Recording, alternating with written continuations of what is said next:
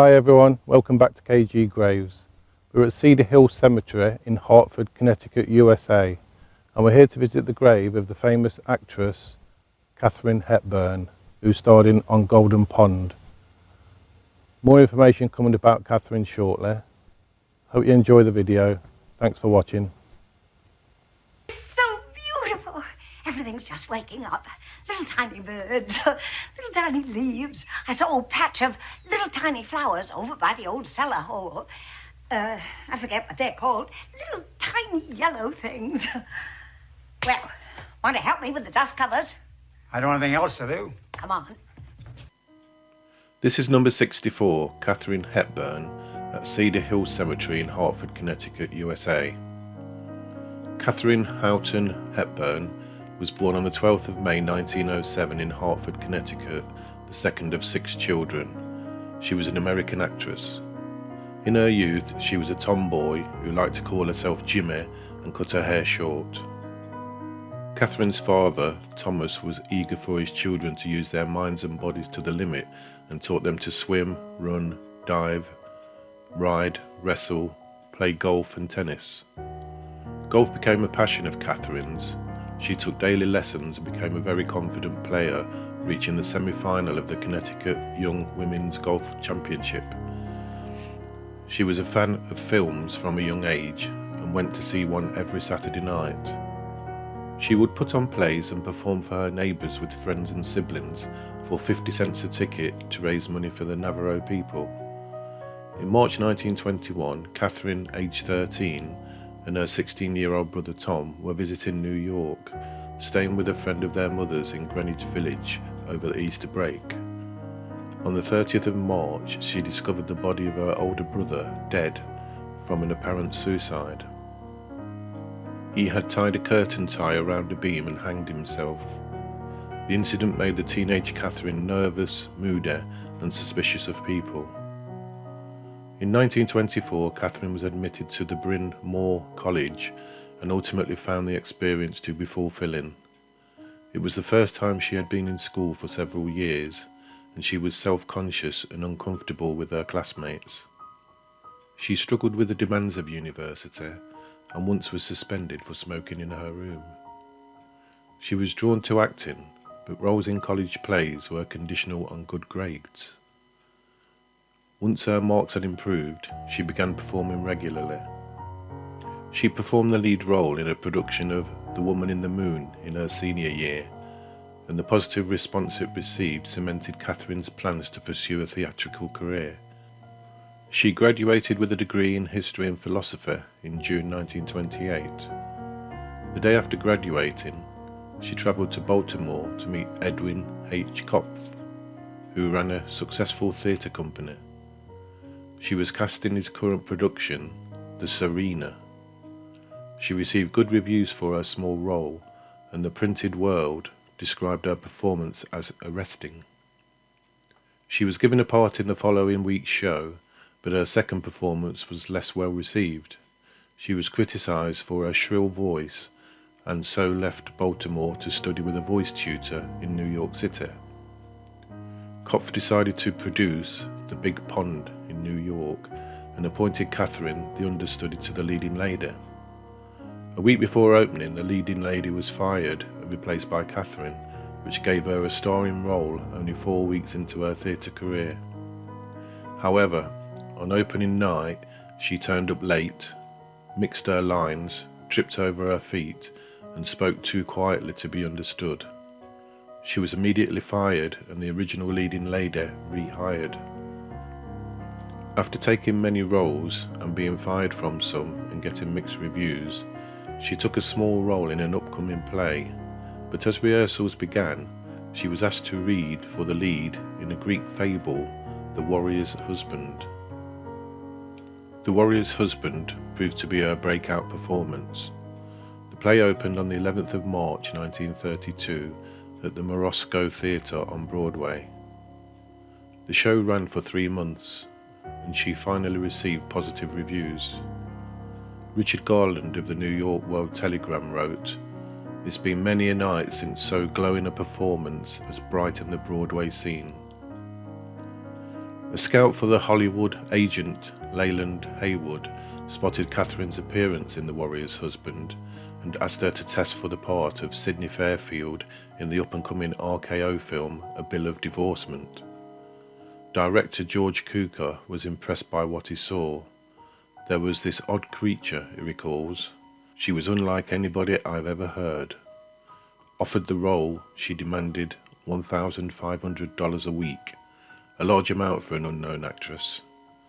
Cukor encouraged the studio to accept her demands, and they signed her to a temporary contract with a 3-week guarantee. Katharine arrived in California in July 1932 at the age of 25. She starred in A Bill of Divorcement opposite John Barrymore, but showed no sign of intimidation. The picture was a success, and she received positive reviews for her performance. On the strength of A Bill of Divorcement, RKO signed her for a long-term contract. George Cukor became a lifetime friend and colleague, and they went on to make 10 films together. Her next major hit was Morning Glory 1933, where she won an Academy Award for Best Actress. Her success continued with the role of Jo in the film Little Women, also 1933. The picture was a hit, one of the film industry's biggest successes to date, and Katharine won the Best Actress prize at the Venice Film Festival. By the end of 1933, Katharine was a respected film actress, but she yearned to prove herself on Broadway. Jed Harris, one of the most successful theatre producers of the 1920s, was going through a career slump. He asked her to appear in the play The Lake, which she agreed to do for a low salary. The Lake previewed in Washington, D.C., where there was a large advance sale. Harris's poor direction had eroded Katharine's confidence, and she struggled with the performance. Despite this, Harris moved the play to New York without further rehearsal. It opened at the Martin Beck Theatre on the 26th of December 1933, and Katharine was panned by the critics. Although tied to a 10-week contract, she had to endure the embarrassment of rapidly declining box office sales. Harris decided to take the show to Chicago, saying to her, "My dear, the only interest I have in you is the money I can make out of you." Katharine did not want to continue in a failing show, so she paid Harris $14,000, most of her life savings, to close the production instead. Alongside a series of unpopular films, problems arose from her attitude. She had a difficult relationship with the press, with whom she was rude and provocative. When asked if she had any children, she snapped back, "Yes, I have, 5, 2 white and 3 coloured." She would not give interviews and denied requests for autographs, which earned her the nickname of Catherine of Arrogance. The public was also baffled by her boyish behaviour and fashion choices, and she became a largely unpopular figure. She sensed that she needed to leave Hollywood, so she returned east to star in a theatrical adaptation of Jane Eyre. It had a successful tour. After the release of Bringing Up Baby, the Independent Theatre Owners of America included Katharine on a list of actors considered box office poison. Her reputation at a low, the next film RKO offered her was Mother Carey's Chickens, a B-movie with poor prospects. She turned it down and instead opted to buy out of her contract for $75,000. Katharine left Hollywood to look for a stage project and signed on to star in Philip Barry's new play, The Philadelphia Story. It was tailored to showcase the actress, with the character of socialite Tracy Lord incorporating a mixture of humour, aggression, nervousness and vulnerability. Howard Hughes, her partner at the time, sensed that the play could be her ticket back to the Hollywood stardom and bought her the film rights before it even debuted on stage. The Philadelphia Story first toured the United States to a positive review, and then opened in New York City at the Schubert Theatre on the 28th of March 1939. It was a big hit, critically and financially, running for 417 performances and then going on to a second successful tour. Several of the major film studios approached Katharine to produce the movie version of Barry's play. She chose to sell the rights to Metro-Goldwyn-Mayer, MGM, Hollywood's #1 studio, on the condition that she be the star. As part of the deal, she also received the director of her choice, George Cukor, and picked James Stewart and Cary Grant, to whom she ceded top billing, as co-stars. The Philadelphia Story was one of the biggest hits of 1940, breaking records at Radio City Music Hall. The review in Time declared, "Come on back, Katie, all is forgiven." She was nominated for her 3rd Academy Award for Best Actress and won the New York Film Critics Circle Award for Best Actress. Katharine was also responsible for the development of her next project, the romantic comedy Woman of the Year, about a political columnist and a sports reporter whose relationship is threatened by her self-centered independence. The idea for the film was proposed to her in 1941 by Garson Kanin, who recalled she had contributed to the script. She presented the finished product to MGM and demanded $250,000, half for her and half for the authors. Her terms accepted, she was also given the director and co-star of her choice, George Stevens and Spencer Tracy. On Katharine and Spencer Tracy's first day on set together, she allegedly told Tracy, "I'm afraid I'm too tall for you," to which Tracy replied, "Don't worry, Miss Hepburn, I'll soon cut you down to my size." It started a relationship on screen and off that lasted until Tracy's death in 1967, with them appearing in another 8 films together.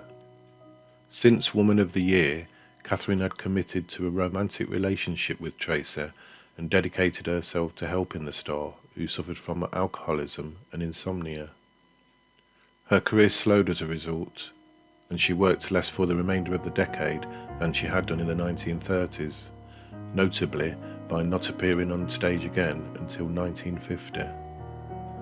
In January 1950, Katharine ventured into Shakespeare, playing Rosalind on stage in As You Like It.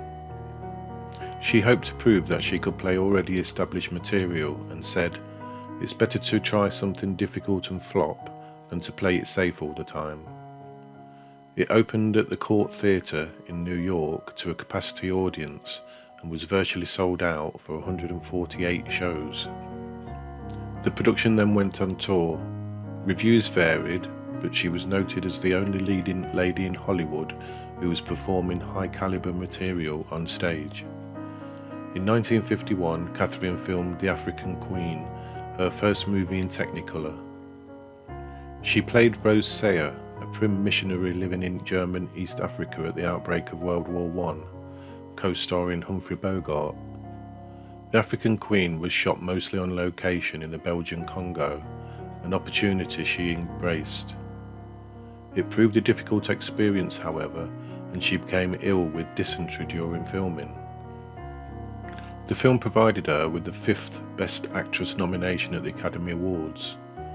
In 1956, she received an Academy Award nomination for the 2nd year running for her work opposite Burt Lancaster in The Rainmaker. After 2 years away from the screen, Katharine starred in a film adaptation of Tennessee Williams's controversial play Suddenly Last Summer, 1959, with Elizabeth Taylor and Montgomery Clift. The movie was shot in London and was a complete miserable experience for her. She clashed with director Joseph L. Mankiewicz during filming, which culminated with her spitting at him in disgust. The picture was a financial success, and her work as creepy Aunt Violet Venable gave her her 8th Oscar nomination. Her repertoire was further improved when she appeared in Sidney Lumet's film version of Eugene O'Neill's Long Day's Journey into Night, 1962. She recalled it the greatest play this country has ever produced, and the role of morphine-addicted Mary Tyrone, the most challenging female role in American drama, and felt her performance was the best screen work of her career. It earned her an Oscar nomination and the Best Actress award at the Cannes Film Festival It remains one of her most praised performances. Following the completion of Long Day's Journey into Night, Katharine took a break in her career to care for ailing Spencer Tracy.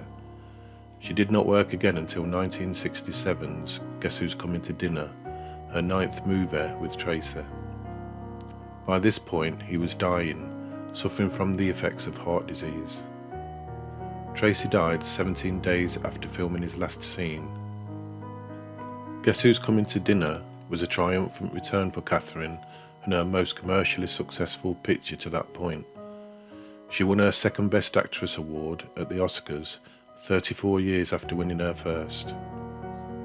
She felt the award was not just for her, but also given to honour Tracy too. Katharine quickly returned to acting after Tracy's death, choosing to occupy herself as a remedy against grief. She received numerous scripts and chose to play Eleanor of Aquitaine in The Lion in Winter, 1968. John Russell Taylor of The Times suggested that Eleanor was the performance of her career. The movie was nominated in all the major categories at the Academy Awards, and for the second year running, she won the Oscar for Best Actress. The role, combined with her performance in Guess Who's Coming to Dinner, also received a British Academy Film Award, BAFTA, for Best Actress.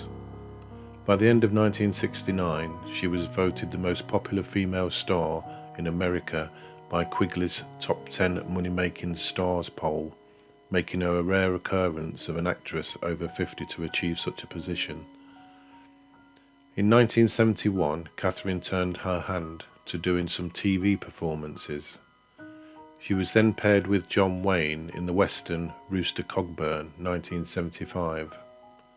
By the 1980s, she had developed a noticeable tremor, giving her a permanently shaking head.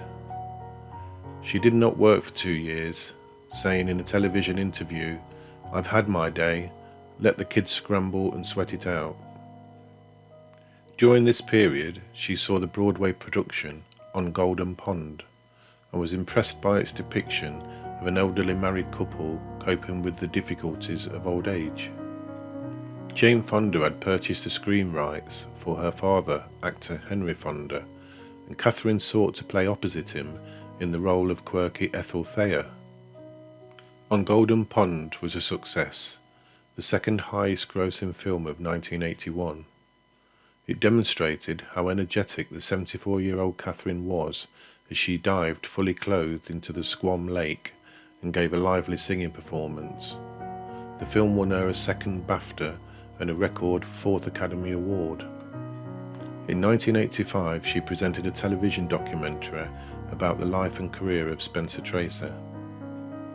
In 1991, she released her autobiography, Me, Stories of My Life, which topped best-selling lists for over a year. Katharine's final appearance in a theatrical released film was Love Affair, 1994. At 87 years old, she played a supporting role alongside Annette Bening and Warren Beatty. Roger Ebert noted that it was the first time she had looked frail, but that the magnificent spirit was still there, and said her scenes steal the show. Katharine played her final role in the television film One Christmas, 1994, for which she received a Screen Actors Guild Award nomination at 87 years old. In her personal life, Katharine's only marriage was to Ludlow Ogden Smith, a socialite businessman from Philadelphia whom she met while a student at Bryn Mawr. The couple wed on the 12th of December 1928 when she was 21 and he was 29. Smith changed his name to S. Ogden Ludlow at her request so that she would not be called Kate Smith, which she considered too plain. She never fully committed to the marriage and prioritised her career. The move to Hollywood in 1932 cemented the couple's estrangement. Katharine filed for divorce in Yucatan on the 30th of April 1934, and it was finalised on the 8th of May. The pair remained friends until his death in 1979. Soon after moving to California, she began a relationship with her agent, Leyland Haywood, although they were both married. Haywood proposed to her after they both divorced, but she declined, later explaining, "I like the idea of being my own single self." The affair lasted for 4 years. In 1936, while she was touring Jane Eyre, she began a relationship with entrepreneur Howard Hughes. Hughes wished to marry her, and the tabloids reported their impending nuptials, but Katharine stayed focused on resurrecting her failing career. They separated in 1938 when she left Hollywood after being labelled box office poison. Rumours have existed since the 1930s that Katharine was a lesbian or bisexual, which she often joked about. In 2007, William J. Mann released a biography of the actress in which he argued this was the case. In response to this speculation, her niece, Katharine Hepburn, said, "I've never discovered any evidence whatsoever that she was a lesbian." However, in a 2017 documentary, columnist Liz Smith, who was a close friend, attested that she was. The most significant relationship of her life was with Spencer Tracy, her co-star in 9 films. In her autobiography, she wrote, "It was a unique feeling that I had for him. I would have done anything for him." Lauren McCall, a close friend, later wrote of how blindingly in love Katharine was with the actor. The relationship has subsequently been publicised as one of Hollywood's legendary love affairs. Meeting in 1941, when she was 34 and he was 41, Tracy was initially wary of Katharine, unimpressed by her dirty fingernails and suspecting that she was a lesbian, but she said she knew right away that she found him irresistible. Tracy remained married throughout their relationship. Although he and his wife Louise had been living separate lives since the 1930s, there was never an official split and neither party pursued a divorce. Tracy's health declined in the 1960s and Katharine took a 5-year break in her career to care for him. She moved into Tracy's house for this period and was with him when he died on the 10th of June 1967. Out of consideration for Tracy's family, she did not attend his funeral. It was only after Louise Tracy's death in 1983 that she began to speak publicly about her feelings for her frequent co-star. She claimed to not know how he felt about her, and that they just passed 27 years together in what was to me absolute bliss. Katharine stated in her 80s, "I have no fear of death. Must be wonderful, like a long sleep." Her health began to deteriorate not long after her final screen appearance, and she was hospitalised in March 1993 for exhaustion. In the winter of 1996, she was hospitalised with pneumonia. By 1997, she had become very weak and was speaking and eating very little, and it was feared that she would die. She also showed signs of dementia in her final years. In July 2001, she was admitted to hospital for pneumonia and a urinary tract infection. In May 2003, an aggressive tumour was found in her neck. The decision was made not to medically intervene, and she died from cardiac arrest on the 29th of June 2003 at the age of 96 at the Hepburn family home in Fenwick, Connecticut. Katharine requested that there was to be no memorial service. Katharine was definitely her own character and had many ups and downs during her career. She was nominated and won many awards. She starred with many A-list actors who had much respect for her. East 49th Street in New York City was named after her. During her 66-year career, she appeared in 44 feature films, 8 television films and 33 plays. Katharine won 4 Academy Awards, the record for a performer, and received a total of 12 Oscar nominations for Best Actress. She also holds the record for the longest time span between first and last Oscar nominations at 48 years. She received 2 awards and 5 nominations from the British Academy Film Awards BAFTA, 1 award and 6 nominations from the Emmy Awards, 8 Golden Globe Award nominations, 2 Tony Award nominations, and awards from the Cannes Film Festival, Venice Film Festival, the New York Film Critics Circle Awards, the People's Choice Awards, and others. She was inducted into the American Theatre Hall of Fame in 1979. She also won a Lifetime Achievement Award for the Screen Actors Guild Awards in 1979 and received the Kennedy Center Honors, which recognised a lifetime of accomplishments in the arts, in 1990. I'm sure you will agree that is some achievement. Let's see where her grave is located.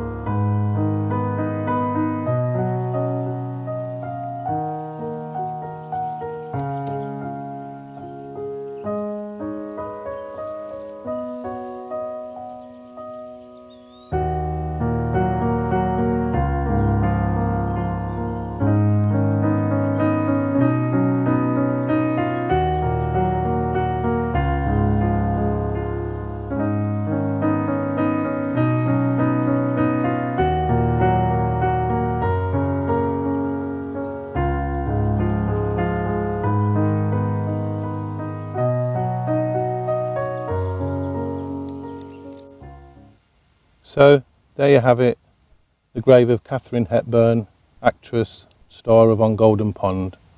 As usual, if you like the video, give it the thumbs up, subscribe to the channel, it's free, and hit that notification bell. Thanks for watching, see you on the next one.